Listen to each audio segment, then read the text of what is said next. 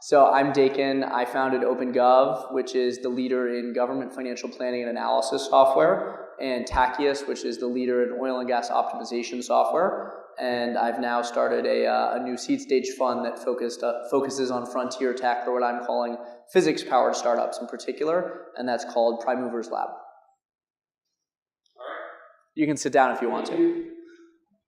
Note to self, do not do that with a speaker that's much taller than me. All right, so tell us about Tachyus in more detail. So you guys, you do optimization of energy production in oil and gas? Mm-hmm.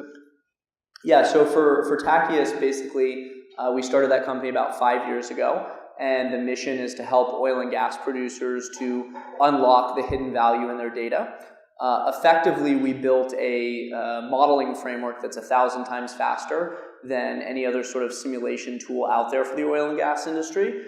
And as a result, we've seen 30 different fields around the world increase their oil production by about 16% on average using the technology. We basically combined machine learning and reservoir physics in the same modeling software. And so the type of problems that you solve are about increasing production. Is it also to help find oil, or is that a completely separate problem? They're interrelated problems, but the technology is really best in cases where there's already significant data. So that tends to be a field where there's been some wells drilled, and the challenge is minimizing ongoing OPEX, minimizing ongoing CAPEX while maximizing recovery. Whereas there's other technologies that are more appropriate for the problem of like greenfield, where is the oil in the first place? Now the reality is most fields in the world today are mature fields, and they require some sort of secondary or tertiary recovery technique or fracking. And the problem isn't finding the oil, it's about extracting it cost effectively and from an environmentally friendly perspective as well. Okay, thank you. Could you maybe walk us through the supply chain, of a lack of a better term, supply chain of the data? How does the data get into your system from those machines to your model? Yeah, so there's multiple different data sources. The most relevant data for what we're doing is production data, where there'll be sensors on the oil wells, on the oil tanks. It was fun to see the previous talk showing some like satellite-based imagery of this, because I've spent a good amount of time running around like Oklahoma and Texas, actually seeing some of the hand-driven processes for measuring those measurements in tanks. There tends to be temperature measurements, pressure measurements. That's kind of like the real-time data that's coming into the system. There's also much more intermittent data where they actually go out, and believe it or not, in most oil fields in the world today, one of the key measurements is actually taken by hand by folks that are called pumpers, that go and take like a jar cut of the oil, because it's not cost effective given current fluid separation technologies to on a regular basis measure the relative percentages of oil, water, and gas on a well by well basis. They do that at the tank farm that you were seeing, and then if you go back to the individual well, they're kind of relying on much more intermittent hand measurements. And then there's also a bunch of nuclear-related measurements that happen at the time of drilling the well, where they send various particles out into the reservoir and see rock properties and relative composition of the fluid out in the subsurface. Yeah. And the machines themselves, even the older ones, tend to have sensors. Is that? Yeah, I mean, over the last decade, there's been tens of billions of dollars deployed in the oil patch for gathering new data. The real challenge today is organizing all that data. And so a lot of it is just sitting there unused. And if you ask most oil and gas CIOs, their biggest challenge is, how do I find the value in this massive amount of data that I've invested in collecting? I see someone over there that knows the oil industry well, because he's nodding along. And since we talk a lot about the Internet of Things here, those sensors are connected to the Internet, or how do you extract the data from the machines?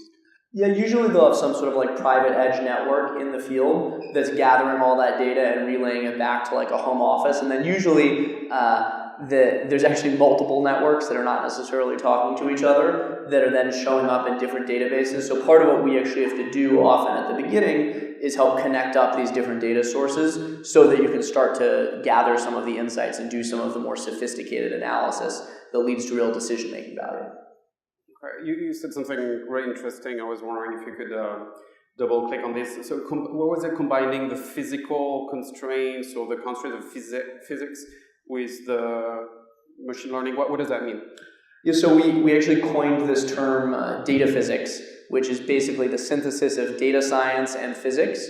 So pretty much all of our, and there's 20 different ways we're using this, but the core one is we're actually using artificial neural networks to solve the partial differential equations that govern fluid flow in the subsurface. So any model that's built in a data physics framework is one that honors all of the relevant and known physics, which is really important in these old school industries like oil and gas, because you're not gonna walk in and explain to a petroleum engineer with 25 years experience that his experience is irrelevant, and you'd also be wrong. He knows a lot about the field that he's working on. At the same time, he's looking for solutions that are much faster, because traditionally it would have taken like a year to build up by hand the simulation model that's being used to govern long-range decisions in that field. And that's just not feasible for short-term decision-making. For short-term decision-making, you need to be using the day-to-day decisions that are day-to-day data that's being gathered. And so that's the big benefit we're getting from the machine learning, is much faster mathematical approaches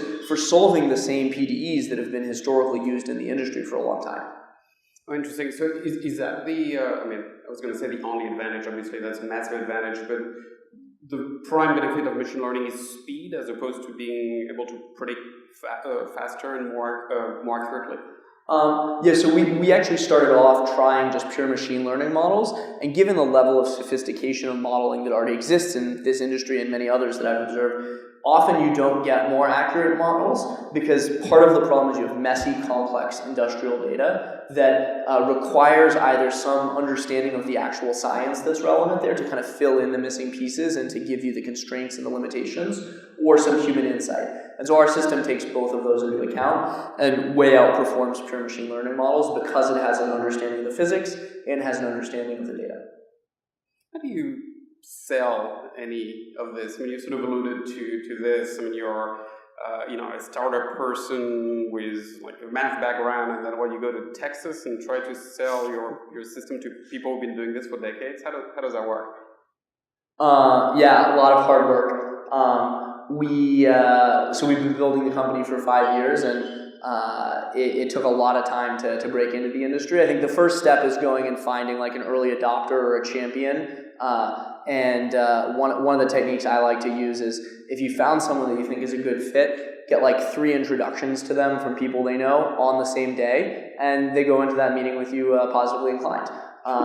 And then from there, the beauty of these types of industries is it's small networks. They call it the good old boy network in Texas. And once you have one of these guys working with you and trusting you and seeing the financial impact it's had on their business, they send you down the road to the next guy, and then they send you down the road to the next guy, and you can grow kind of through word of mouth like that. But ultimately, to scale, what we've done is we have customer success folks that worked at Schlumberger and at Halliburton and at Baker Hughes and a lot of the big service companies that are now the face for us in each of these industries, or in each of these regions, helping us to distribute this and to gain a lot more traction than we could just being Silicon Valley tech guys. And initially, how did you demonstrate value? Did you do back testing on their previous data? Yeah, step 1 is back testing, where you see that you can predict accurately and you compare, if you had been using this software, what would the impact have been on production. And then step 2 is actually they do it in the field and make changes and see the oil show up on the Ursa satellites. And this is a multi-trillion-dollar industry, presumably, which is dominated by the Siemens of the world and other large companies. As a small startup, how do you get your foot in the door, and how do you compete, I guess? Yeah, I mean, as a startup, I think probably there's a lot of shared mind space around this audience, that startups actually have a big advantage in that context, in that we can move really fast when it comes to something that's cutting edge. We're looking to the next step. A lot of these bigger service companies, in particular in the oil and gas industry, their strategy is to buy startups rather than to go try and compete with these kind of next generation technologies. So frankly, we haven't seen a tremendous amount of competition from the big guys. They've done us a huge favor because they go market a lot of this stuff, even though they haven't built it yet. And then we can kind of go deliver upon the big promises that they're making to their customers.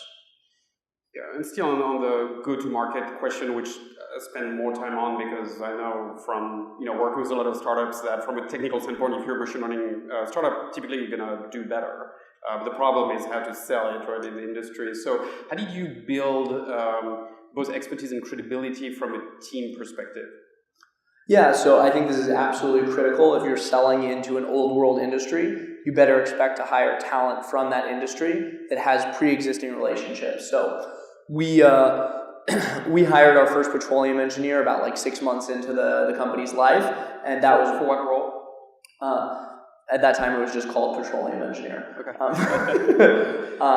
But they ended up testing the product. They ended up deploying it to customers. They ended up doing technical sales, and then we ended up building out like a whole set of other folks that also had the title petroleum engineer, various levels, senior, director, manager, and that was critical because my experience is folks in these industries want you to show up and say, for lack of a better way of putting it, I'm Mark Zuckerberg and I'm here to save your life or whatever, but they want you to do that with context and understanding of like the particular problems that they're dealing with, and you just can't get deep enough in their world unless you have that in-house as DNA as part of your team.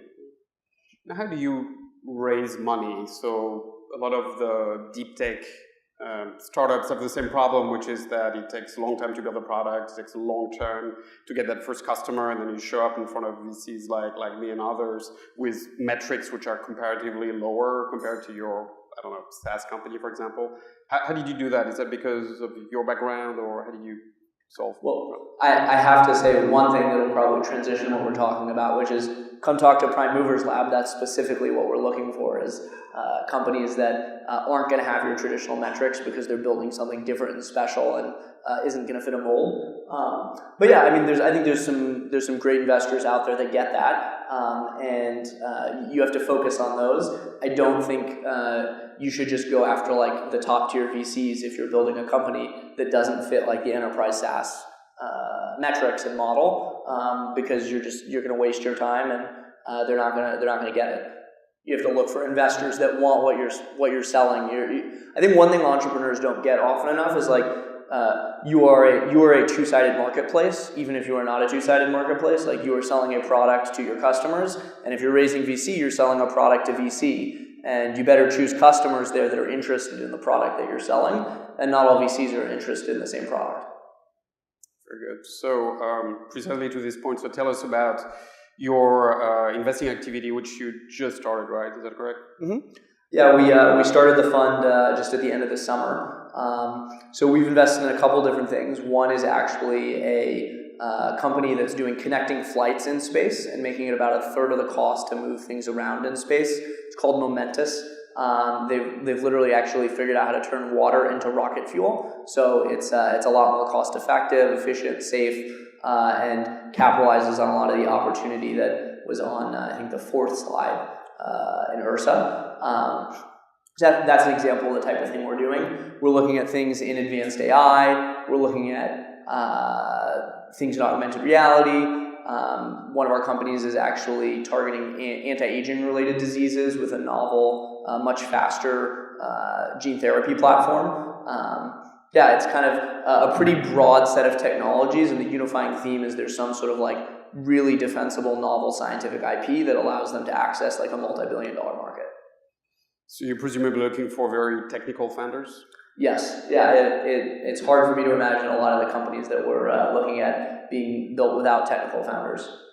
And you do seed or pre-seed? Yeah, so we're actually, the second thing that I think makes us fairly unique is we're only investing in 10 primary companies at the seed stage so that we can work really closely with those companies and help them.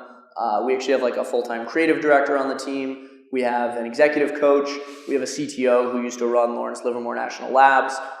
So we're trying to be really value added to those 10 particular companies that we invest in. We will do 20 smaller like pre-seed checks that could later become seed checks as well. But we're just really focused on like a very narrow portfolio. Great. All right. So let's do some quick deep dive in some of those industries. So maybe let's start with AI. What do you think is interesting or less interesting from an investing standpoint? This may be a little bit controversial. Actually, it's probably a lot controversial. I think AI is pretty done, actually. Personally, I think most of the category defining companies have been built there, or at least have been started there, and are going to scale up. So we're actually not investing a lot in AI. We invested in one AI company that I've known the founder for a long time, and they've basically figured out how to bake the principles of nuclear fusion into deep learning, such that they can solve R&D problems like 10 times faster. But I think, like on the consumer side, I'm not particularly bullish on opportunities in AI. And on the enterprise side, I think we've seen over the last 3 or 4 years a lot of like very vertical specific AI solutions pop up, which I think is the right answer. It's hard to build generalized AI today, fortunately. Okay, all right, so AI is done. Sorry. What about space? So what's interesting, what's less interesting?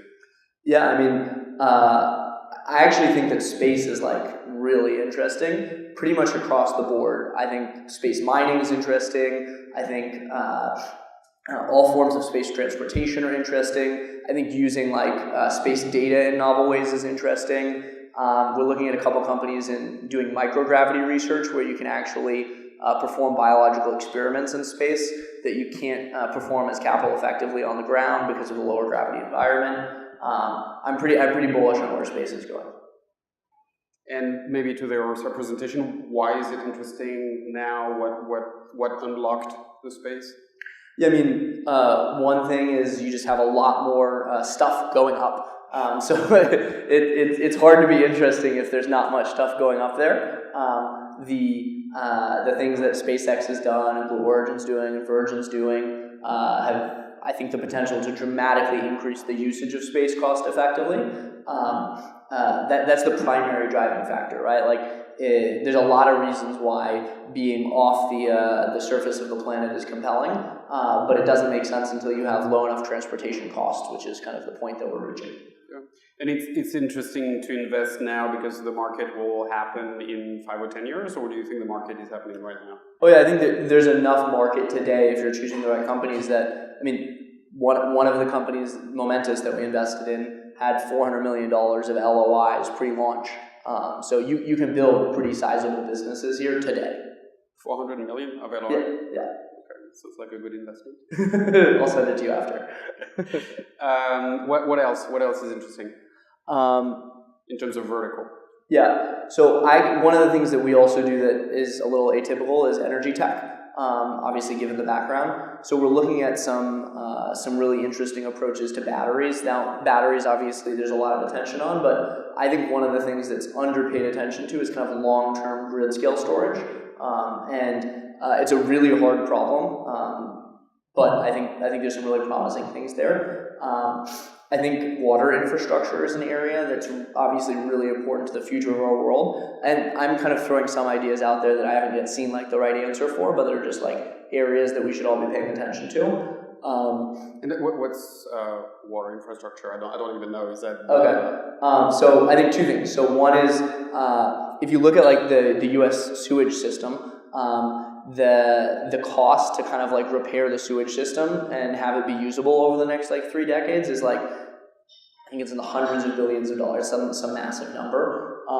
And so it's interesting, can you come up with like purification systems, for example, to avoid having to continue to have like a centralized sewage infrastructure that has to be maintained and costly? Could you do something that's like distributed like solar is for energy, much cheaper? That brings you to like a bunch of purification technologies and gray water recycling systems, which have all sorts of problems, but that's an area that like I'm personally really interested in. And is that pure hardware physical infrastructure, or is that a software problem? A lot of people like ask, is there a software in this stuff? And I think the answer is everything is going to have a software component today. The reality of why all of these types of companies can be built with venture-style returns and being more capital efficient at this point that they couldn't before is you just have software eating every area of the world, and that digitization makes it possible to do things, on a tenth of the budget that it was the case before. And what else? Any When you've pretty much changed the entire world already, like anything left? I mean, we're crazy, right? We're looking at nuclear fusion. We're looking at quantum computing. We're looking at a lot of different areas, and we as a team come from like a pretty technical background, and so that's why we've chosen to do that. Is we think we can kind of contribute to the world in that area, and hopefully make sure capital is flowing to the wise things rather than the unwise things in these areas. A little bit to this point, how do you diligence an investment? You guys may be very technical, but you're not going to know everything about everything. Yeah, fortunately, we kind of have this like network of experts in the like 20 key areas that we're touching that we can kind of call in to help us dig in a particular area. Also, the good news is the difference between like the legitimate things and the illegitimate things is like, it's easy to tell on the surface, like, does this fit in the bucket of things like that's really worth digging into? And then when you start digging in, you definitely need the expert help in order to make sure you're not getting excited yourself when you shouldn't be. Maybe just one last question from me, and then I'll open it up to you guys. If you work with very technical founders, how do you help them be successful from a commercial standpoint, right? Like one of the things I've experienced with very technical founders is occasionally, so selling is hard and raising money is really hard as well, and that gets compounded precisely because sometimes you don't have the metrics, so you have a technical person that cannot really sell to VCs with no metrics, that becomes hard. How do you think about that? Yeah, I mean, this is part of the problem we're trying to address as a firm. So for those 10 primary companies that we work with, they work really closely with us. I'm meeting with them weekly and helping them figure out business and product strategy and trying to be a bit of a translator and bridge for them to the broader market and help them develop some of that skill set if they don't have it already. We also have a full-time executive coach who's helping them on like the communication side and leadership side. Because you're right, like the reality is there's lots of really phenomenal, talented people out there and scientists out there that are not yet able to build the company that the world needs. And so we look for founders who are actively looking to grow into that world-class executive and that want to partner with us to get the help to do that. Even better if they're already there, but that's kind of our focus and our thesis is to help them get to that point and set them up at the seed stage to go be able to raise really serious Series A's and Series B's and get the customer traction they need in order to do that. Thank you.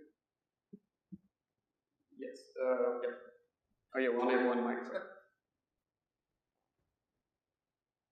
So thank you. This is absolutely fascinating. So thank you so much for the presentation. So here's my question. It's a little bit far out there, so if it's off the base, sorry. But here it is. Is there anything going on in the anti-gravity field? Is there an anti-gravity field? I'd like to know that one. It's so funny that you asked that. Something was sent to me about this recently, and Not by her. Oh, I don't think it was by her. No, that'd be very interesting. I think the short answer is no, but who knows? Like part of our philosophy as a firm is we're gonna look at the crazy things. We're gonna look at the things that are out there that other people aren't looking at, and we'll end up passing on a lot of things that are just nonsense. But we might catch that one big one that changes the world.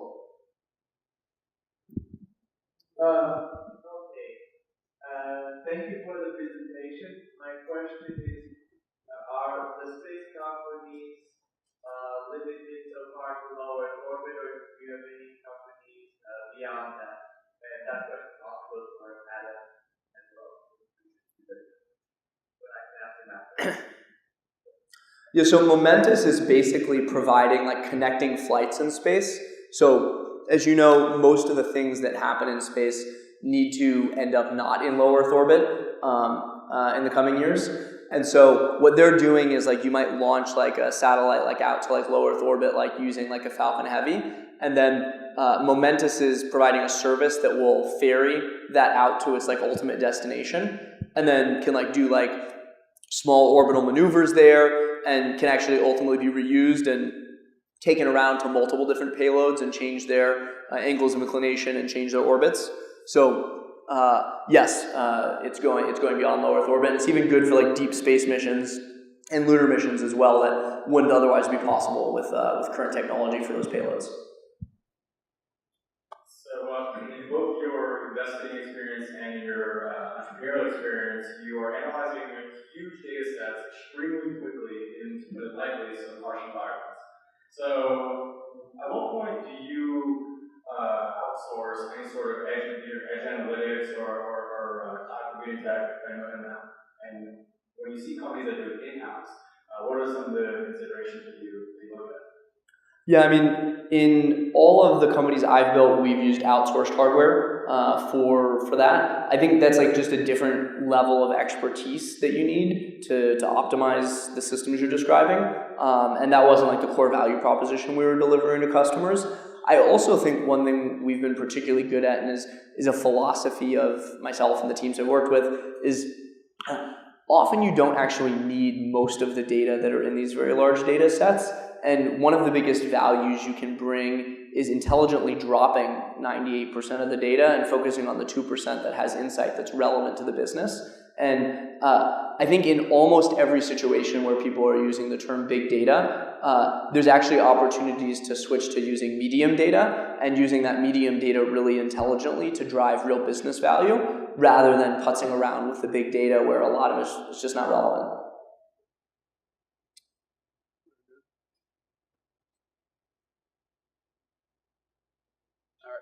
Last question of the night. With a lot of the frontier tech companies that you work at, how do you go about finding new data? Where do you go? I think we're fortunate enough that a number of people are reaching out to us, which is good. But I think there's kind of 2 or 3 main areas that we're finding them. We have relationships with a lot of the accelerators and incubators that foster these types of things.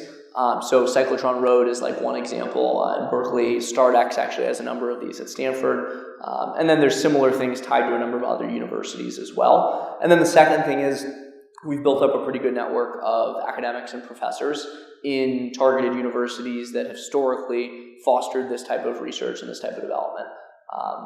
There's a bunch of other angles, but those are 2 main ones.